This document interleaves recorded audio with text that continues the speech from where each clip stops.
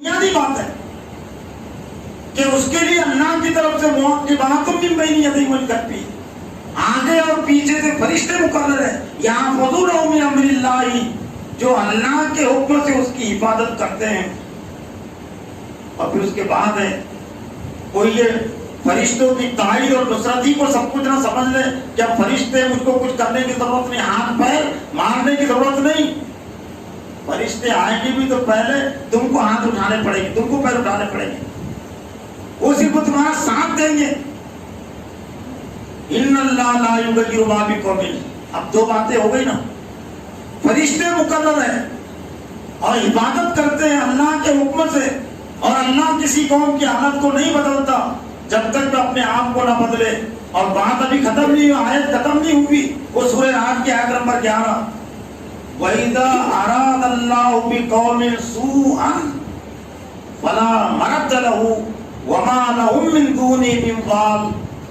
کاش کے علماء کرام اور جماعتیں سننے والوں کو یہ پوری آیت سناتے، پوری آیت سمجھاتے تو امت مسلمہ میں یہ باطل کا ڈر و خوف نہیں آتا، یہ باطل کی ذہنی غلامی نہیں آتی۔ وَإِذَا أَرَادَ اللَّهُ بِقَوْمٍ سُوءًا، اور جب اللہ تعالیٰ کسی قوم کے ساتھ برائی کا ارادہ کر لیتا ہے، عذاب دینے کا فیصلہ کر لیتا ہے، فَلَا مَرَدَّ لَهُ، تو دنیا کی کوئی طاقت اور قوت اس کو ٹال نہیں سکتی۔ وَمَا لَهُم مِّن دُونِهِ مِن وَالٍ، اور ان کے لیے اللہ کے علاوہ اور کوئی مددگار نہیں ہے۔ لیکن بڑے صغیر میں مسلمانوں نے کانگریس کی مدد پر بھروسہ کیا، کچھ مسلمانوں نے مسلم لیگ کی مدد پر بھروسہ کیا کہ مسلم لیگ ہماری مدد کرے گی، کانگریس ہماری مدد کرے گی۔ کچھ مسلمانوں نے کمیونسٹوں پر بھروسہ کیا، کمیونزم نظریہ اور کمیونسٹ پارٹی ہماری مدد کرے گی۔ وما لهم من دونه من وال، اللہ کے علاوہ ان کا کوئی مددگار نہیں ہے۔ کمیونسٹ کی کیا صورت ہے، کیا حقیقت ہے، وہ بھی واضح ہو چکی۔ مسلم سیاست کی کیا حقیقت اور حیثیت ہے، عربوں پر واضح ہو چکی، پاکستان پر واضح ہو چکی، بنگلہ دیش پر واضح ہو چکی، کشمیری مسلمانوں پر واضح ہو چکی، آسام کے مسلمانوں پر واضح ہو چکی، بہار کے مسلمانوں پر واضح ہو چکی، یو پی کے مسلمانوں پر واضح ہو چکی۔ 2-3 سال پہلے شاید میں نے تذکرہ کیا تھا کہ نمبر سب کا لگنے والا ہے، جب وہ صرف وہاں ان کی جیت ہوئی تھی، کشمیر بدر مدد دوسرے نمبر پر آتا تو تذکرہ رہا تھا، اس میں میرا کوئی ذاتی کمال نہیں ہے، ٹیپ بجاتا ہوں صرف ٹیپ۔ مولانا مودودی کا بھی کوئی ذاتی کمال نہیں تھا، علامہ اقبال کا بھی کوئی ذاتی صلاحیت نہیں تھی، ٹیپ بجایا انہوں نے صرف ٹیپ۔ ٹیپ اور ریڈیو میں فرق ہوتا ہے، ٹیپ کی حقیقت یہ ہوتی ہے کہ اس میں جو ڈالتے وہ بچتا ہے، اس میں اس کا کوئی کمال نہیں ہوتا، ریڈیو کا کچھ کمال ہوتا ہے۔ تو جتنے بھی اسلام کے مفکرین نے کچھ رہنمائی کی ہے، اس میں ان کا کوئی ذاتی کمال نہیں تھا، انہوں نے قرآن کا ٹیپ بجایا۔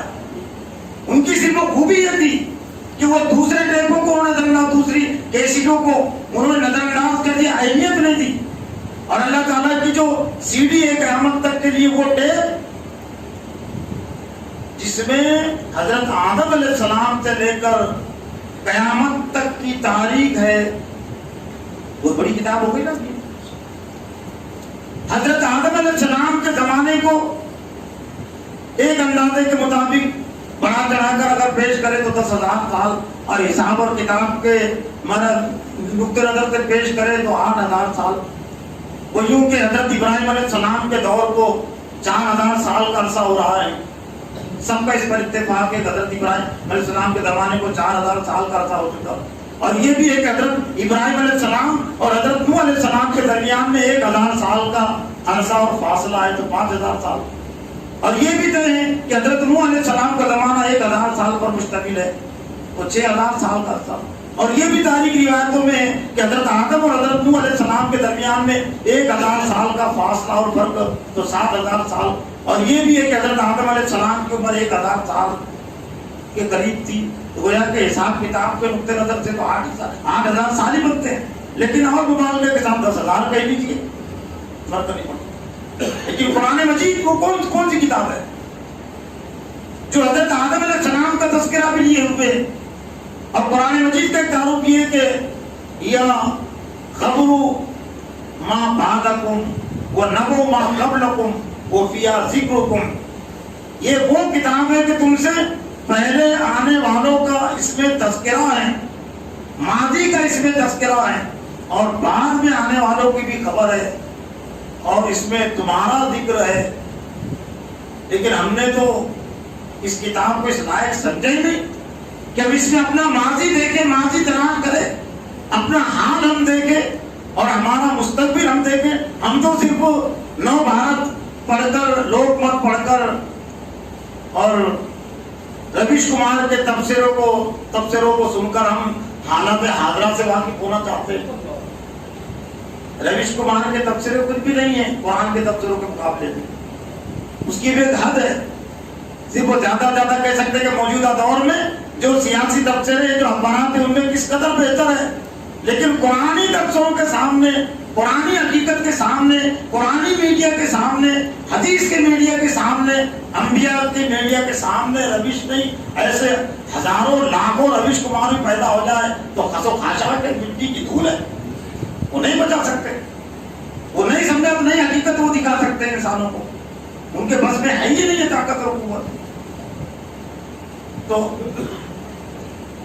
حضرت موسیٰ علیہ السلام کا تذکرہ، وہ جو بات میں نے سنت اللہ کے حوالے سے عرض کی، سنت اللہ تعالیٰ کی جو سنت ہے قوموں کے ساتھ ڈھیل اور مہلت کی اور پکڑ کی، کہ ایک لحاظ سے وہ 40 سالہ ابھرتی ہے نکاح، اور اس تذکرے سے بات واضح ہوتی ہے جب حضرت موسیٰ علیہ السلام نے بنی اسرائیل کو حکم دیا کہ اللہ کا حکم ہے کہ عمالقہ سے لڑو۔ فرعون سے تو اللہ تعالیٰ نے لڑنے کو حکم نہیں دیا تھا، اس لیے کہ وہ لڑنے کی طاقت اور قوت نہیں ہوتی تھی، اور میں نے سورہ انفال کے آیت نمبر 65 سے وہ سمجھنے کی کوشش کی، اجتہادی کہہ لی تھی، کوئی مانتا ہے تو ٹھیک ہے، نہیں مانتا ہے تو یا ایھا النبی حدث المؤمنین علی القتال ان یکن منکم 20 صابرون یغلبوا مئتین وان یکن منکم 100 یغلبوا الفئتین الذین کفروا بانہم قوم لا یفقہون۔ اے نبی صلی اللہ علیہ وسلم، مومنین کو قتال پر ابھاریے، جنگ پر ابھاریے۔ اگر تم میں 20 صبر کرنے والے ہوں گے 200 پر غالب آئیں گے، اور اگر 100 ہوں گے تو 1000 پر غالب آئیں گے۔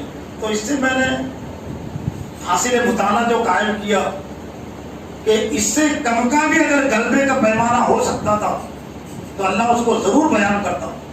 تو کسی بھی قوم پر، کسی بھی ملک پر غلبے کے لیے افرادی لحاظ سے کم از کم 10% آبادی کا ایک نظریہ اور ایک امیر کی قیادت پہ آنا ضروری ہے، اور یہی فرق رہا ہے۔ حضرت نوح علیہ السلام پر ایمان لانے والے 10% نہیں ہوئے تھے، اگر 10% ہوتے تو اللہ تعالیٰ ان کو جہاد کا حکم دیتا، اور بغیر لڑے ہوئے ان کو کامیابی نہیں ملتی، ان کو میدان میں آنا پڑتا۔ لیکن کیونکہ 10% نہیں ہوئے تھے تو اللہ نے کشتی بنانے کا حکم دیا اور کہا کہ اس میں سوار کر لو، اور پھر اللہ نے چونکہ اتمام حجت ان کی طرف سے ہو گئی تھی، اللہ نے مخالف کو ہلاک کر دیا۔ قوم عاد اور قوم سمود میں سے بھی 10% آبادی حضرت صالح علیہ السلام، حضرت ہود علیہ السلام پر ایمان نہیں لائی تھی۔ اگر ایمان لاتی تو اللہ تعالیٰ ان کو لڑنے کا حکم دیتا، لیکن نہیں لائے تھے، اللہ نے لڑنے کا حکم نہیں دیا۔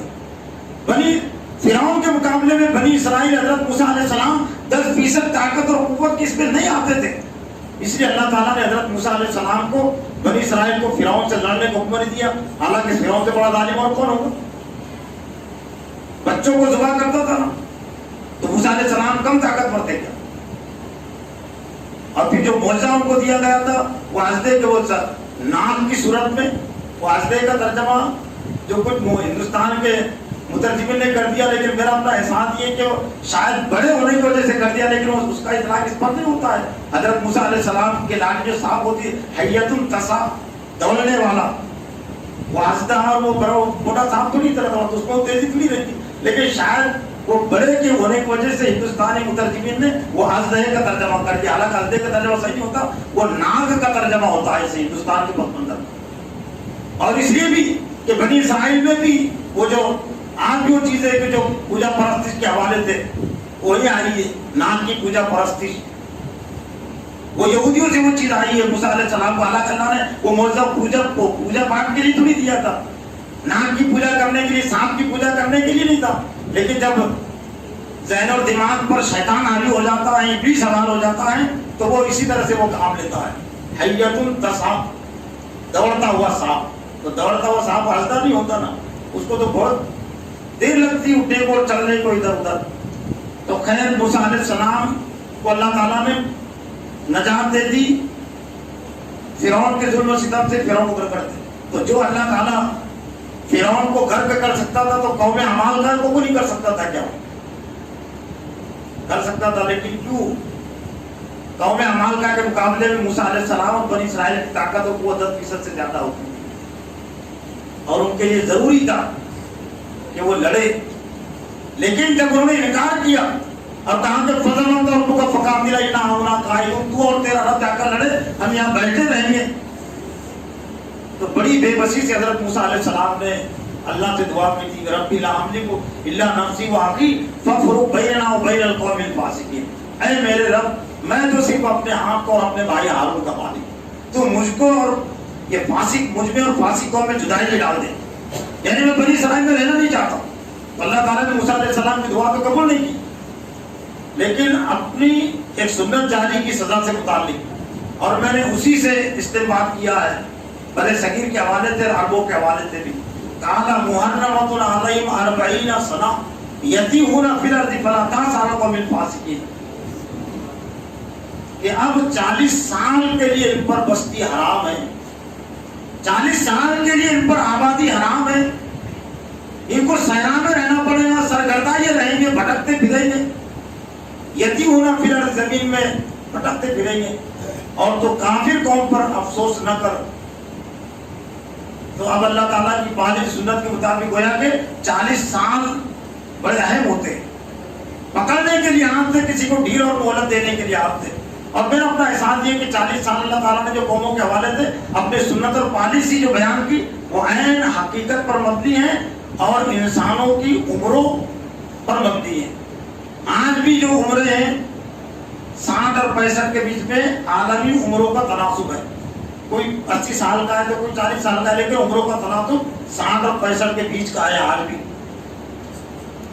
اس میں سے 15-16 سال نکال لیجیے بچپن کے نہیں کرنے کے، بڑھاپے کے 4-5 سال نکال لیجیے، تو آج بھی کرنے کی جو عمر ہے کسی قوم کی، کسی فرد کی، مجموعی لحاظ سے وہ 40% ہی ہے نا، 40% ہی بنتی ہے نا۔ تو اس لحاظ سے اگر ہم غور کریں اور موجودہ دور میں عربوں کی تاریخ اور بڑے صغیر کی تاریخ پر اگر اس کو اطلاق کرے، تو میں نے سمجھنے کی کوشش کی کہ عربوں کی جو میقات ہے، جو خلافت عثمانیہ ختم ہوئی 1924 سے، تو وہاں سے ان کی دور حاضر کی میقات شروع ہوتی ہے عربوں کی، اور یہاں تک کی میقات کا مطلب یہ تھا کہ تم سے جو کچھ کوتاہی ہوئی اے عربوں، اب وہ معاملہ ہمارا اور تمہارا صاف ہو گیا۔ انگریزوں کے ذریعے سے، قوم پرستوں کے ذریعے سے ہم نے اضافے کے ساتھ اصول کر لیا۔ میں سود کا لفظ استعمال کرا، ذرا سود دوسرے کو استعمال کرتا ہے، ورنہ سود بھی نہیں، بڑھوتری کے ساتھ میں نے اصول کر لیا۔ جو جان اور مال اللہ کی راہ میں لگنا چاہیے تھا اے عربوں، میں نے سود کے ساتھ، اضافے کے ساتھ اصول کر لیا۔ اب یہاں سے سدھر جاؤ، یہاں سے سنبھل جاؤ۔ مراٹھواڑے کی زبان میں اس کو کہتے ہیں، مراٹھواڑے سے میرا تعلق اورنگ آباد ضلع سے، شاید ادھر بھی کہتے ہوئے پھٹم پھاٹ، پھٹم پھاٹ کا لفظ ہے کیا؟ بچپن میں ہم کہتے تھے، وہ گوٹے وغیرہ جو کہتے تھے برابری کو کہتے پھٹم پھاٹ۔ پھٹم پھاٹ ہو گیا ہمارا اور تمہارا معاملہ کہ میں نے اصول کر لیا۔ اب گویا کہ 1924 کے بعد عربوں کی ذمہ داری تھی، اس لیے خلافت عثمانیہ کے خاتمے میں عربوں کا بھی قصور تھا۔ انگریزوں کے حالے کار بن گئے تھے اور بحث انہوں نے چھوڑ دی، یہ ترک ہے اور ہم عرب ہیں، اور عرب بہت اعلیٰ ہوتے ہیں، ہم ترکی کے ماتحت کیسے رہیں گے، ترکوں کے ماتحت ہم کیسے رہیں گے؟ تو سزا ان کو ملی۔ اب گویا کہ معاملہ یہ تھا کہ اب یہاں سے تم سمجھ جاؤ، اور وہ پہلی میقات ان کی وہ ختم ہوتی ہے 64 پر 40 سال۔ پہلی میقات کا مطلب یہ ہوتا ہے کہ اللہ تعالیٰ کی طرف سے کچھ ڈھیل اور مہلت رہتی ہے، اور اللہ تعالیٰ مخالفین پر کچھ اثر ڈالتا ہے۔ کیوں؟ صدیوں کا قرض چکا کر عرب اٹھے تھے، تو اللہ کے لیے لازم تھا کچھ اثر ڈالنا، اور 1964 تک اللہ تعالیٰ نے اثر ڈالا، لیکن وہی مقصد زندگی جو کمیونزم میں کمیونسٹوں نے دیا، مقصد زندگی روٹی کپڑا اور مکان، روٹی کپڑا اور مکان، یہ مقصد زندگی عربوں نے بنایا. تو پھر جو مٹھی پر جو طاقت اور قوت تھی اسرائیل کی، تو اس کے ذریعے سے بھی اللہ تعالیٰ نے پھر مزہ چکھایا. 1964 کی جنگ میں کامیابی بھی اس کے جو پہلی میقات ختم ہو گئی نا، دوسری میقات کا مطلب یہ ہوتا ہے کہ جو پہلے جو ڈھیل اور رعایت تھی اب اس میں کمی واقع ہو گئی. لیکن 64 سے لے کر 2004 تک جو دوسری میقات عربوں کی مکمل ہوتی ہے، اس کو بھی عربوں نے روٹی کپڑا اور مکان میں کمایا. تو 2004 سے پھر یہاں مصر ہے، لیبیا ہے اور بھی ممالک ہے، اللہ تعالیٰ نے پھر استعمال کیا. جس طرح تاتاریوں کو اللہ نے استعمال کیا تھا، اور علامہ اقبال نے اس کی حقیقت بیان کی کہ کرتی ہے ملوکیت آثار جنوب پیدا، اللہ کے نشتر ہے چنگیز ہو یا تیمور. کرتی ہے ملوکیت آثار جنوب پیدا، اللہ کے نشتر ہے چنگیز ہو یا تیمور. دو تاریخ کے دور کی طرف علامہ اقبال اشارہ کیا کہ امت مسلمہ جب غفلت میں تھی، قرآن کی بات اثر نہیں کر رہی تھی، حدیث کی بات اثر نہیں کر رہی تھی، اللہ اور اس کے رسول کی بات اثر نہیں کر رہی تھی، تو پھر اللہ نے نشتر چلایا تاتاریوں کا. اللہ نے پھر حکمرانوں پر نشتر چلایا تیمور لنگ کا. تو اللہ کے نشتر چنگیز ہو یا تیمور، تو حسن البنا کی بات، سید قطب کی بات، قرآن حدیث کی بات میدان سیاست میں صدام حسین پر اثر نہیں کر رہی تھی، لیبیا کرنل قذافی پر اثر نہیں کر رہی تھی، موجودہ دور عربوں پر اثر نہیں کر رہی تھی. تو اللہ کے لیے لازم تھا نا کہ موجودہ دور میں سے تاتاریوں میں کسی کو اٹھائے. جب اہل حق کی طاقت اور قوت دنیا میں رہتی ہے تو اللہ تعالیٰ اہل حق کے ذریعے سے پھر ظالم اور جابروں کو سزا دیتا ہے. لیکن جب اہل حق کی طاقت اور قوت نہیں رہتی ہے تو اللہ تعالیٰ پھر ظالموں کو، دوسرے ظالموں کو اللہ تعالیٰ پھر خاص طور سے سزا دینے کے لیے پھر کھڑا کرتا ہے. تو 2014 سے پھر عربوں پر یہ عذاب آیا ہوا ہے، لیکن ابھی بھی رجوع اللہ نہیں ہے. لیکن ہماری میقات میں عربوں کی میقات میں تھوڑا فرق ہے. یہ جو ہے نا وہ فرق، ہماری میقات 47 سے شروع ہوتی ہے، دور حاضر کی میقات 47 سے شروع ہوتی ہے، یعنی گویا کہ 28 سال کا فاصلہ فرق ہو گیا. تو 47 تک گویا کہ معاملہ ہمارا جو اللہ کے نزدیک قرآن کی روشنی میں جو بنا تھا، ٹھہرا تھا، وہ یہ کہ تم سے جو صدیوں کی کوتاہی ہوئی کہ جو مال اور جو جان اللہ کے دین کے لیے غلبے کے لیے لگنا چاہیے تھا تو تم نے نہیں لگایا. اور کتنا مال ضروری ہے تو میں اس سے بھی سمجھنے کی کوشش کرتا ہوں. جو زکوٰۃ کا پیمانہ ہے 2.5%، 2.5% جائز طریقے سے کمایا مال بھی اس وقت پاک صاف ہوتا ہے جب کہ 2.5% اللہ کی راہ میں دیا جائے. تو جان اور مال کا تذکرہ قرآن مجید میں ایک ساتھ ہی ہے نا. تو 2.5% مال نکالے بغیر مال جب پاک نہیں ہوا تو 2.5% جانیں اللہ کے راہ میں لگے بغیر جانیں کیسے پاک ہوں گی، امتیں کیسے پاک ہوں گی، مسلم معاشرہ کیسے پاک ہو سکتا ہے. لیکن جب 2.5% کے لیے امت ذہنی لحاظ سے تیار نہیں ہوتی ہے تو پھر اللہ تعالیٰ 10%، کبھی 20% بھی اصول کرتا ہے. خلافت بنو عباسیہ سے اللہ تعالیٰ نے جو اصول کیا تھا اضافے کے ساتھ وہ 50% کا اصول کیا تھا. ایک ہی ہفتے میں 1.25 کروڑ قتل عام ہوا تھا تاتاری کے ذریعے سے مسلمانوں کا، اور پوری دنیا میں مسلمانوں کی آبادی تھی 2.5 کروڑ. 2.5 کروڑ میں سے ایک ہی ہفتے میں 1.25 کروڑ مسلمانوں کا قتل عام. تو 500 سالہ قرض تھا نا، 500 سالہ قرض چکانا تھا نا خلافت بنو عباسیہ کو، آپس میں لڑنے کا، یہ مختلف فتنے پیدا کرنے کا. جتنے امت مسلمہ میں یہ فتنے ہیں آج، بھوجا کے نام پر، بوریوں کے نام پر، رابطیوں کے نام پر، شیعوں کے نام پر، یہ سب کے سب خلافت بنو عباسیہ کے دور کی پیداوار اور دور کی ایجاد ہے. جو تاریخ پڑھتے وہ اچھی طرح جانتے ہیں. وہ تو امام ابو حنیفہ، امام شافعی، امام مالک، امام احمد بن حنبل کا زمانہ تھا. ورنہ یہ جو خلافت بنو امیہ ختم کی تھی وہ عبداللہ بن سبا نے تحریک چلا کر